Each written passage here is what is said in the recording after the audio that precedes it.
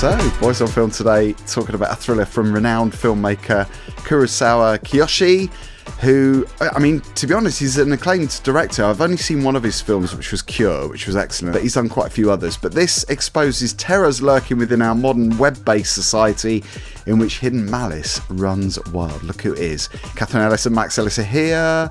Good to see you guys again. Welcome back. Hello. Hello. How have you been? Busy? Oh yes, you know, pottering about. I've been recording vocals today in the studio, actually. Oh, hey, can we have a scoop? Some exclusive news? No. No. Oh, well, I'm working on something with Jason Hurd. Max, have you been busy?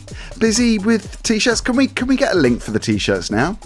Yeah, you can. Even though I haven't updated it, I've sold half of them, but I haven't bothered updating the website. So yes, you can. So do you make the t-shirts when you get the demand, or are they already stocked up? Well, they're sort of half and half, really. Bit, you know, because I make some. If people want a certain thing, I'll make it. But I also create ones anyway.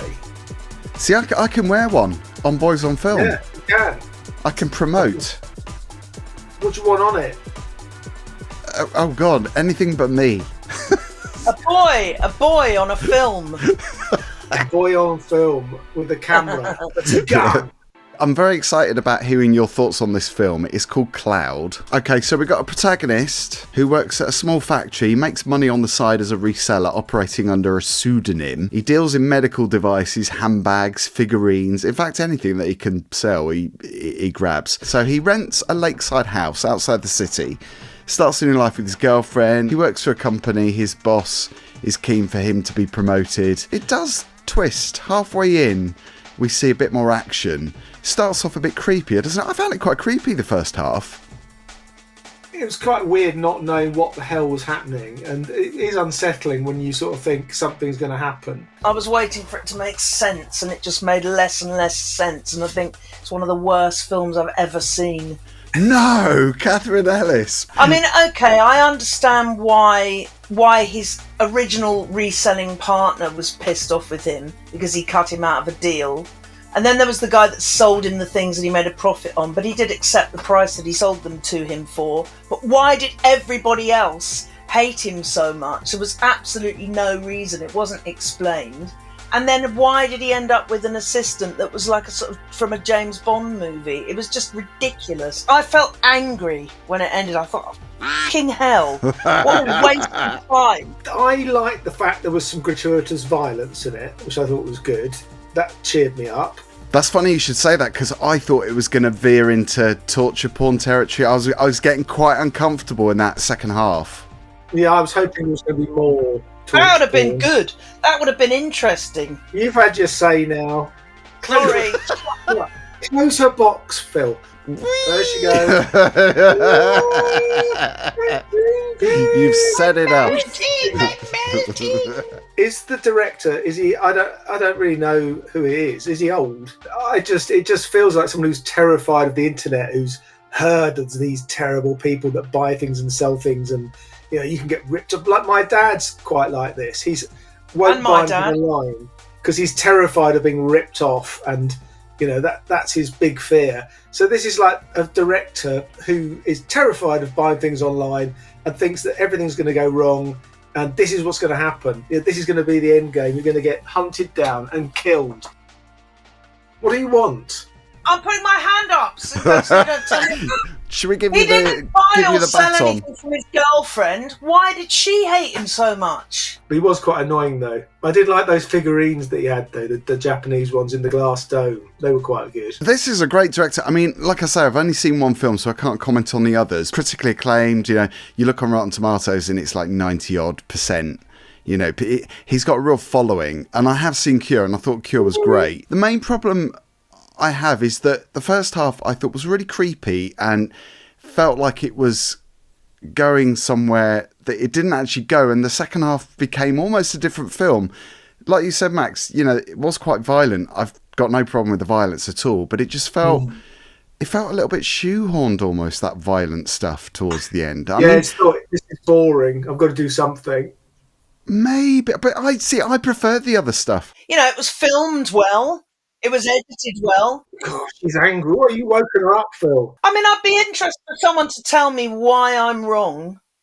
You know, have I missed something? I thought it was good. I'm gonna why? beg to differ because I thought it was really intriguing. I liked the premise of it. I like the fact that it was kind of, I don't know, reflecting what could go wrong when you dabble in business online. Because I imagine a lot of people have gone through not the same scenario, but probably have, you know, been dealt a bit of a bad blow with trying to make money online. I bought a pair of trousers once that were far too small. There's one scene that I will remember is when he's at home and he's already had this, not altercation with his boss, but his boss wants to promote him and he says no because I want to go on and do different things. He doesn't actually say what he wants to do, but obviously the intention is that he wants to go into business and make lots of money because he seems to be making a lot of money selling all this stuff. And that's what he wants to do because, you know, it's not an easier life, but I guess it's easier than what he was doing with his boss. I thought that was really creepy, that whole setup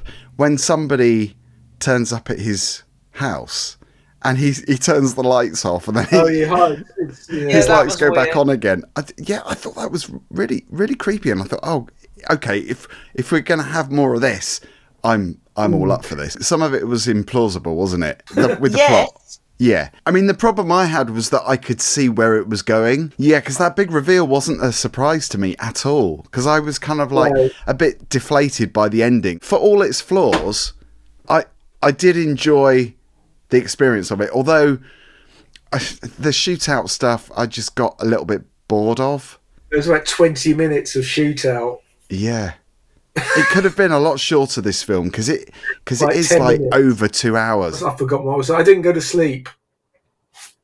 Do we get a star for that? An extra star? Yeah, you do. I mean, I was originally thinking it was. I mean, the other one that we watched, I was really bored by. So this was slightly less boring because it had some killing in it. Hang on a minute. Which other one? The last three films you've really liked. That other one made more sense. The story made more sense. It wasn't as interesting as far as content goes. No, because there were few. It's like we talked about this after we watched this film. That one had too few people in it with not enough to say, and it dragged on and on. This one had too many people in it for no good reason.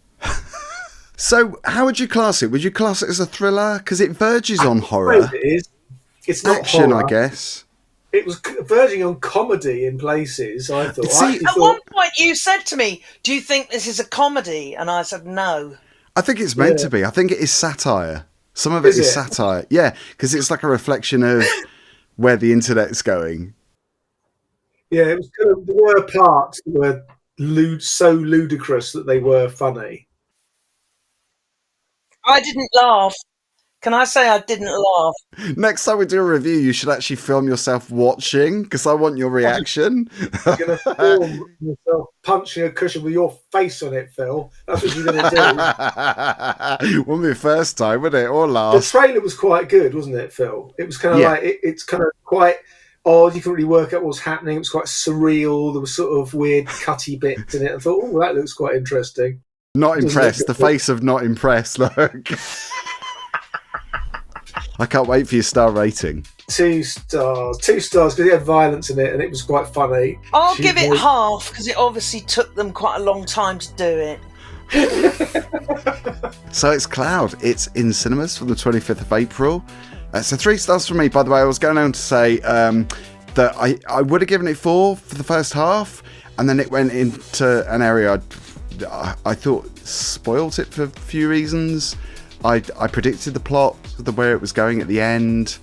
I thought the performances were okay. They were kind of caricatures in a way, weren't they, as well? Thing is, the other one I gave 2 stars, I only saw half of it and fell asleep, so it can't be. I can't say it's worse than that because I stayed awake through the whole thing. I think you can. I've seen you fall asleep during things I know you like. So it's plugging time. What are you going to plug, Catherine, that we're allowed to talk about? Well, I don't know. I suppose we could talk about that charity single that I'm a part of. Oh, yes. Oh. I've been playing, in the clubs, I've been playing their previous songs. Freedom, one of those, the George Michael cover. Yeah. That Peyton did on vocals. Yeah, amazing. They always go down really well, these tunes, in my sets. Yeah, well, it's very uplifting. 24 house music divas, including Luciana. Were you all in the studio together, or was it done separately Some of around the us world? were. Some people recorded remotely, like Luciana. She's in America. Yeah. Yeah, some people. I think Steve Edwards recorded his vocals, but I went in because I'm in London, so we went into central London. So I was in the studio with Abigail Bailey, Marcella Woods, Andy Wood Mitchell, Peyton. Amazing. Mary Pierce. Yeah, it's a great collaboration. There's some really big but names. He's also got Roachford on it. Bad habit, baby. Lisa Millett. So, star-studded cast. It was a great day at the studio, seeing everybody, because a lot of us have been friends for a long time. And it's raising money for the California wildfires, because why not?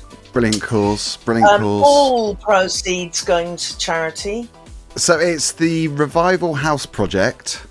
Keep on Rising, that's it. It's the cover, isn't it, of Ian Carey? Yeah. Rise, rise, rise, keep on rising, rise, rise. Jazz hands. It's on Spotify and everywhere where you listen to your music. So please do stream it, buy it if you can. Yeah, and if you're a DJ or someone you think can help with the record, then I will Phil be. will put you in touch and I can send you the press pack. Fabulous. And we'll stick all the details down below in the description box. So go and check it out. Go and have a rummage.